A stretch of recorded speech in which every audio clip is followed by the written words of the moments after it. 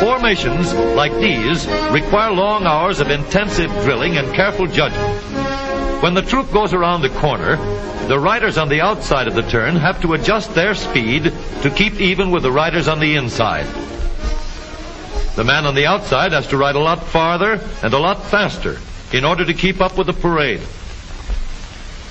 The outside wheels must spin faster than the wheels on the inside because they have a greater distance to travel in the same length of time. When a wagon turns a corner, the wheels can travel at different speeds because each one can turn freely on the axles. And in the early automobiles, the rear wheels turned separately and only one wheel was connected to the engine. But when only one wheel was driven by the engine, it had to do all the work, and it couldn't get a good enough grip on the road to do its job properly. So the one-wheel drive was soon out of date. But if two wheels are locked on an axle so that they are not free to turn separately, one or the other has to slide. So engineers had to find a way to connect both rear wheels to the engine without sliding and slipping on turns. The device which makes this possible is a part of the rear axle. It is called the differential because it can drive the rear wheels at different speeds. The differential looks complicated, but once we understand its principle, it is amazingly simple. These two wheels are mounted on separate axles and supported by a frame so that they can revolve freely at different speeds. Let's fasten a spoke on the inner end of each axle so that by turning the spokes, we can turn each wheel separately. With a bar or crosspiece, we can turn both wheels in the same direction at the same rate of speed.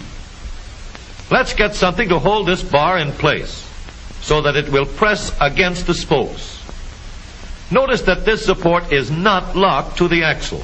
It turns freely. Now, we can spin the wheels by rotating the support. This is fine, as long as both wheels are able to turn at the same speed. But let's see what happens when we go around the corner. With this arrangement, we cannot drive one wheel faster than the other. And if we stop one wheel, the other wheel won't budge.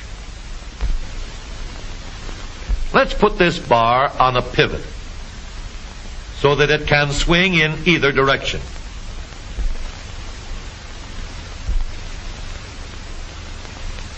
Now, the bar can still turn both wheels at the same speed. And because it pivots, it lets one wheel turn even when the other is stopped.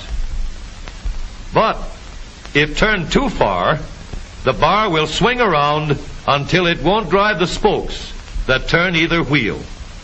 We need another crossbar and more spokes to carry on the job. When we stop one wheel, the crossbars will continue to push the spokes of the free wheel around. As long as both wheels are free to turn, the bars do not swing on their pivot, and the wheels move at the same speed. Now we have the working principles of a differential. To adapt the model for use in an automobile, we will have to make a few changes.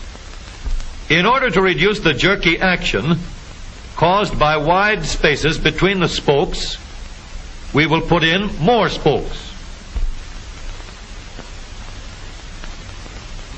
Further filling in the spaces between the spokes gives steadier, more continuous action, and changing the shape gives firm, constant contact.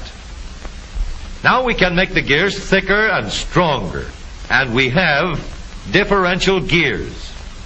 The edges are cut so that they will fit together more smoothly and silently. and another gear is added to share the work of driving the axles. The principle is the same. In order to turn the support and drive the wheels, we can fasten a large gear here, connected by a smaller gear to a source of power.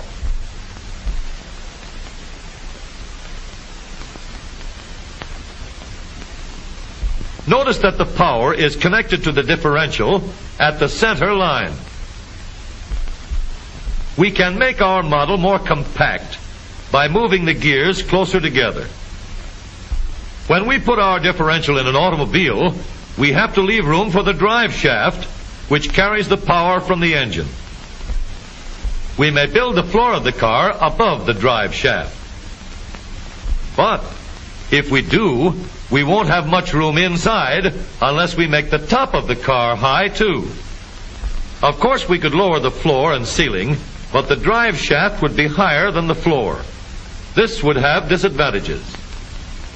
A shaft in the middle of the floor of an automobile would be inconvenient for passengers and would be awkward for carrying luggage.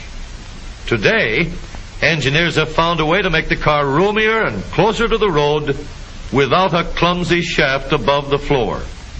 The drive shaft from the engine to the differential is lowered out of the way, and the drive shaft is connected to the rear axle at the bottom. The new low center drive makes the rear axle quieter, stronger, and more durable because it gives better, smoother contact between the gears. The automobile of today, with the low center drive, is stronger and more rugged. Every part of the rear axle has been built to withstand strains far greater than it will ever meet on the straightaway or around the corner.